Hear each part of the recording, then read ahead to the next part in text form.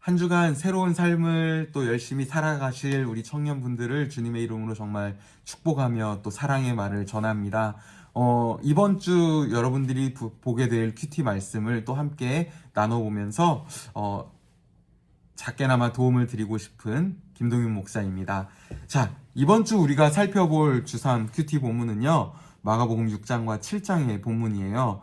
특별히 월요일에 우리가 보게 된 본문은 마태복음 10장과 마가복음 6장 그리고 누가복음 9장의 내용입니다. 예수님이 제자들을 이제 세우셨잖아요. 이 세우신 제자들을 실제 현장으로 파송하시는 내용이 기록되어 있어요.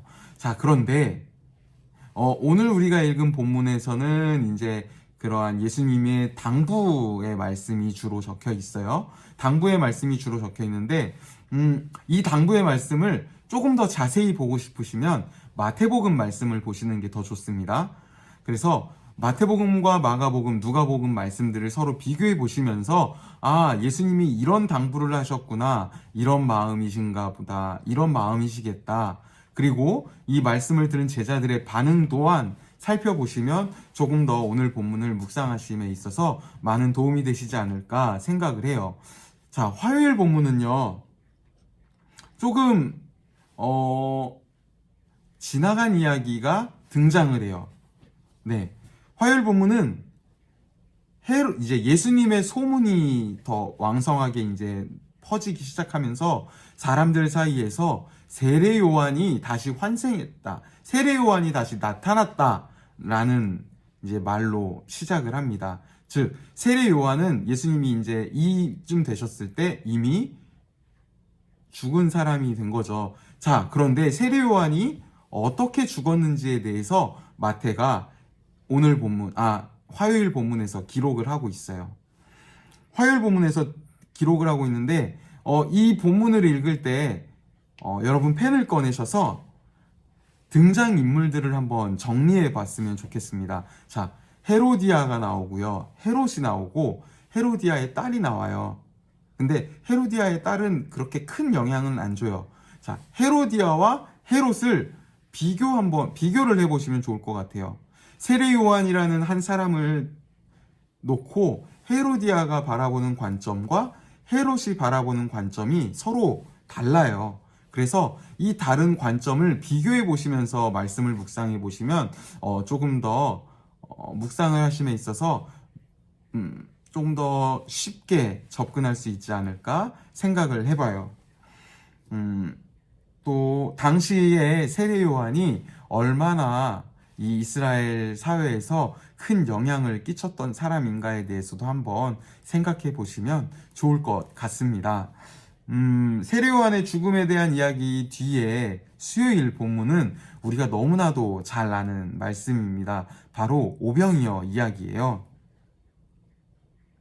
자, 오병이어 이야기가 어떻게 시작이 됐는지, 어떤 이유로 인해서 오병이어가 일어났는지에 대해서 마태는 기록을 하고 있어요. 그 시기가 언제인지 제일 처음에 나오거든요.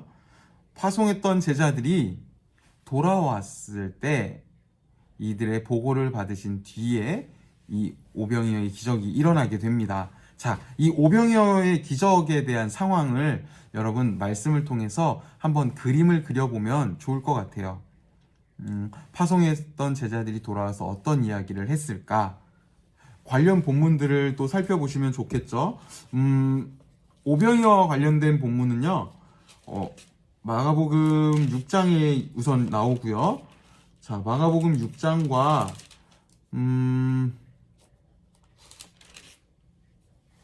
마태복음 14장, 누가복음 9장, 요한복음 6장 이렇게 나와요. 예. 14장, 6장, 9장, 6장. 이 네 본문을 또 살짝 비교해서 보시면 조금 더 많은 도움이 될 수 있지 않을까 생각해요. 그런데 여기서 저는 이 본문을 살짝 묵상하면서 생각했던 부분인데, 저는 이거 큐티 할 때 이날 한번 조금 더 깊게 살펴보려고 해요. 오병이어 이야기를 보면 예수님의 마음에 대한 이야기가 나와요. 예수님의 마음이 과연 어떠하셨을까에 대해서 좀 진지하게 한번 묵상해 보시면 좋을 것 같습니다. 함께 수요일에 묵상해 보도록 해봐요. 목요일에는 이제 오병이어 기적을 행하시고 나서 예수님이 이제 그 이후에 일어난 일이에요. 제자들을 먼저 바다로 보내시고 예수님은 나중에 이제 가시게 되는데요. 이 본문을 보면서 예수님이 제자들을 얼마나 배려하시고 아끼셨는지 한번 찾아보셨으면 좋겠고요. 그 다음에 이야기 속에 보면 또 예수님의 모습과 제자들의 모습이 또 약간 또 이렇게 투 채널로 그려져 있어요. 그래서 예수님의 모습도 한번 정리해 보시고 제자들의 모습도 한번 정리해 보시면 조금 더 말씀을 이해하는데 큰 도움이 되지 않을까 생각합니다. 그리고 저는 개인적으로 이 본문에서는 52절이 제일 중요한 포인트가 아닐까 생각을 해봤어요. 52절 말씀 가운데서도 여러분 큰 은혜의 나눔이 있기를 소망합니다. 금요일에는 게네사렛이라는 동네로 이제 예수님이 가세요. 지나가시다가 실은 살짝 멈춘 동네예요. 게네사렛이라는 동네가 이 앞에는 없었어요. 마가복음. 근데 여기에서 등장을 하게 됩니다. 자, 그런데 이 게네사렛이라는 동네에 사람들이 굉장한 사람들이에요. 자, 굉장히 짧은 본문으로 돼 있는데 이 사람들이 얼마나 열심을 가지고 있었는지 말씀을 통해서 여러분들 확인해 보시고 또 이들이 얼마나 갈급했던 사람들일까에 대해서도 한번 묵상해 보시면서 또 말씀 가운데 은혜가 있었으면 하는 바람이 있습니다. 토요일입니다. 토요일에는 전통에 대한 이야기가 나와요. 당시 유대 사회에서의 이 전통에 대해서 언급이 되어 있어요. 그런데 이 전통을 바리새인들이 바라보는 관점 그리고 예수님이 바라보는 관점에 따라서 또 이야기가 전개가 되고 있거든요. 어떠한 입장의 차이가 있는지 한번 또 비교해 보시면 좋을 것 같고요. 그리고 전통에 대해서 예수님과 바리새인들이 어떻게 생각하느냐를 떠나서 우리 안에 있는 전통들을 또 한번 봅시다. 이 전통이라 함은 이날 보게 될 본문에서 다루고 있는 그런 뉘앙스의 전통을 가리키는 거예요. 우리 안에서의 어떤 전통이 있을까 한번 고민해보고 적어보고 말씀을 묵상해보는 그런 시간이 됐으면 좋겠어요. 한 주간 여러분들이 말씀을 보시면서 예수님의 여러 마음이 들어간 모습들 그런 본문들도 발견하실 수 있을 거고요. 예수님의 기적 가운데에서도 여러분이 예수님을 또 발견할 수 있지 않을까 생각을 합니다. 이번 주 본문 가운데에서 또 이번 주일에 여러분들과 함께 말씀을 나누려고 합니다. 그래서 여러분들 정말 열심히 또 꼭 한 번이라도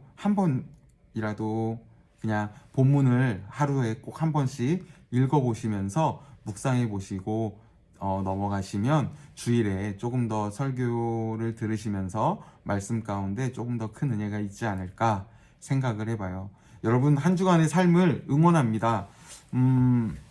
이번 주가 좀 추울 것 같다고 하더라고요. 그래서 여러분 감기도 조심하시고요. 꼭 큐티 했으면 좋겠습니다. 여러분 큐티는 제가 억지로 시키는 게 아니라 여러분에게 큰 자산이 될 것이고요. 여러분들이 하루를 살아감에 있어서 정말 든든한 버팀목이 될 것입니다. 확신합니다. 그래서 여러분 자신 있게 권하고 추천합니다. 여러분 함께 합시다. 한 주간도 우리 힘내서 화이팅 하시길 간절히 소망합니다. 화이팅!